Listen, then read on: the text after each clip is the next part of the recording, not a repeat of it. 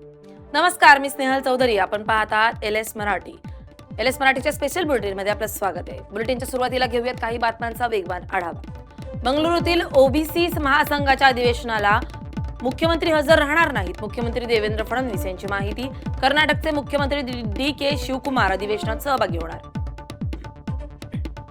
पुण्यातील टेकडी फोड प्रकरणात भाजप पाठवणार. मुख्यमंत्री देवेंद्र फडणवीस यांना पत्र लिहून करणार कारवाई करण्याची मागणी. नियमबाह्य कामांची चौकशी करण्याची मागणी. पुण्यातील ढोल ताशा पथकाबाबत महापालिका करणार नियमावली. आयुक्त नवल किशोर राव यांच्याकडे पाठवणार प्रस्ताव. नदीपात्रातील सरावावरून तक्रारी. नांदेडमध्ये घरात ठेवलेले कीटकनाशक ठरले जीव घेणे. कीटकनाशकाच्या विषारी प्रभावाने 2 सख्या चिमुकल्या बहिणींचा मृत्यू. नांदेडमध्ये खळबळ. छत्रपती संभाजीनगरात एमआयएम पक्षाचे नगरसेवक मतीन पटेल यांना अटक. वारंवार बोलावूनही चौकशीसाठी हजर न राहणे पडले महागात. टीसीएस प्रकरणातील मुख्य आरोपी निदा खानला दिला होता आश्रय. आता पाहूयात काही बातम्या विस्तारात. पहिली बातमी आहे, उपमुख्यमंत्री सुनेत्रा पवार प्रशांत किशोर यांची भेटीमुळे भाजपा नाराज झाल्याची सूत्रांची माहिती. राष्ट्रवादीला नवा रणनीतिकार मिळालाय. रणनीतिकार मिळाल्यास भाजपचं नुकसान होण्याची भावना तिथं व्यक्त केली जाते. राष्ट्रवादीला नवा रणनीतिकार मिळाल्यामुळे भाजपा कुठेतरी नाराज आहे असं सूत्रांकडून कळत आहे.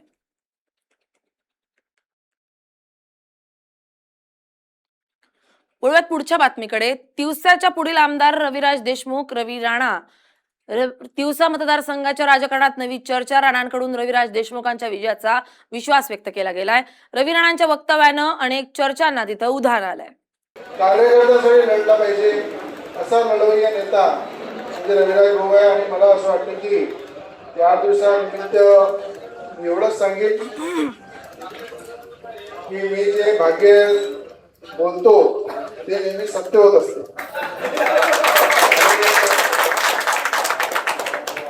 दिवसामध्ये बदल निश्चित आहे आणि ते रविराला करणार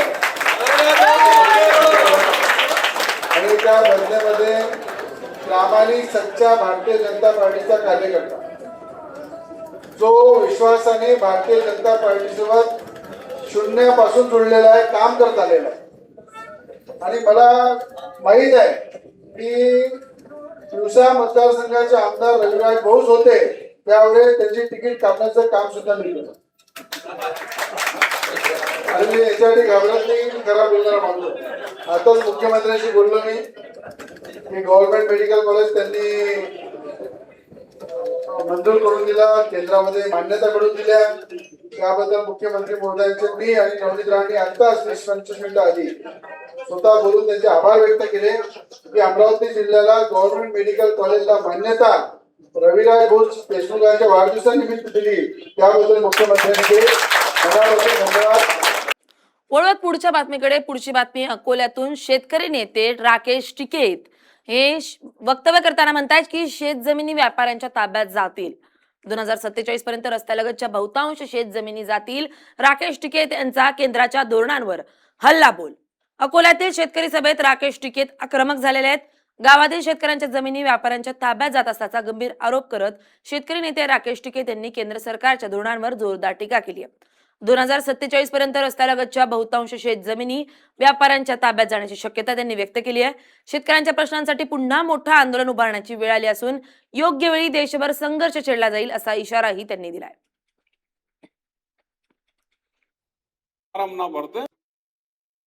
तो यहाँ पे 36 जिले हैं तो एक डीएम एक सीट, एक डीएम एक हारी हुई सीट जिता कर देगा.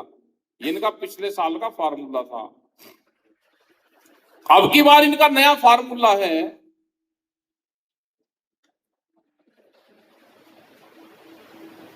जब आमदार टिकट फार्म भर देगा और फार्म वापसी लेने की डेट भी खत्म हो जाएगी तो उसका फार्म वापसी लवाएंगे. जब दूसरा कैंडिडेट को फार्म ना भरते तो इंडिपेंडेंट एक कैंडिडेट इनका बीजेपी वालों का जीत जाएगा. ये अख्तियार करेंगे, उसे डराएंगे, धमकाएंगे. उसका स्कूल होगा, स्कूल पर बुलडोजर चलवाएंगे. उसकी और फैक्ट्री होगी, उसको तोड़ने का काम करेंगे. उसके कोई और भी धंधा होगा उसका तोड़ फोड़ का काम करेंगे, अब की बार ये काम ये करेंगे। लेकिन वळूयात पुढच्या बातमीकडे. मनसे नेते संदीप देशपांडे आपली प्रतिक्रिया देताना सरकारवर जोरदार टीका करताना दिसत आहेत. संघाच्या भाषेत भगवतांनी सरकारला फटकारले असे ते म्हणतायत. भगवतांनी संवादाची गरज सांगत फटकारले. पंतप्रधान पत्रकार परिषद घेत नाहीत असंही देशपांडे म्हणतात. पण भागवतांनी तरुणांशी संवाद साधला असं संदीप देशपांडे म्हणतात. अशा या मला असं वाटतं मोठी गोष्ट आहे. ज्या देशाचे पंतप्रधान कधी पत्रकार परिषद देत नाहीत, घेत नाही,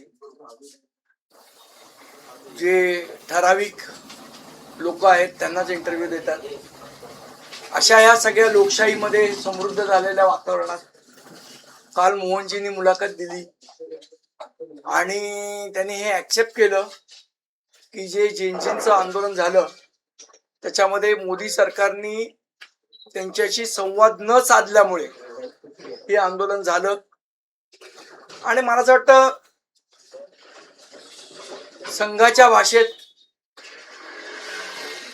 जेवढं फटकारता येईल तेवढे सरकारला फटकारे त्यांनी लगावलेले आहेत. आता एवढं तर नक्की की ज्या पद्धतीने सरसंघचालक मोहनजींनी मुलाखत दिली, अगदी संघाच्या भाषेत झाला तर साक्षात्कार जो झाला काल, तर निदान त्यांना तरी कोणी अँटी नॅशनल म्हणणार नाही किंवा तो इंटरव्ह्यू पाकिस्तान फंडेड होता असंही म्हणणार नाही. एवढं काय ते फलित या मुलाखतीतनं निघालंय. आणि मला असं वाटतं की आपण मराठीत एक म्हण आहे, घरचा आहेर, तो घरचा आहेर कालच्या मुलाखतीत होता. मला असं शेतकरी नेते वाटतं राजू शेट्टी प्रतिक्रिया देताना म्हणतायत की बाळा बेगडे आज मौन काय, तोंडाला कुलूप लावले का असा सवाल ते विचारतायत. पवना जलवाहिनीवरून राजू शेट्टींचा बेगडेंवर हल्लाबोल करण्यात आलाय. जलवाहिनी प्रकल्पावरून राजकीय आरोप प्रत्यारोप चालू आहेत.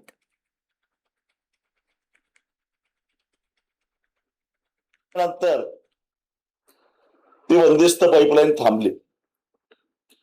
मी हे यासाठी आठवण करून देतोय कारण त्यावेळी इथले जे आमदार होते बाळा बेगडे, त्यांनी सांगितलेलं होतं, भारतीय जनता पक्षाचे आमदार होते, की सरकार काँग्रेस राष्ट्रवादीचं आहे आणि त्यामुळं अशा प्रकारे माणसं मारून हे शहराला पाणी न्यायला लागलेले आहेत.